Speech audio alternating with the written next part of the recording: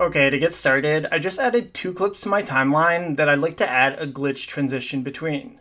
First, you'll want to drag to select the two clips you want to add the transition to. Next, go up to Window, Extensions, Film Impact Dashboard. Then under Transitions, go to where it says Distortions. In here, select the Glitch 2.0 effect and click Apply. Okay, now when I play this back, I have a nice looking glitch transition.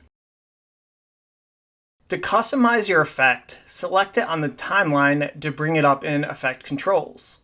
There's a ton of customization here, but I kind of like the Surprise Me button because it gives you a different look at random.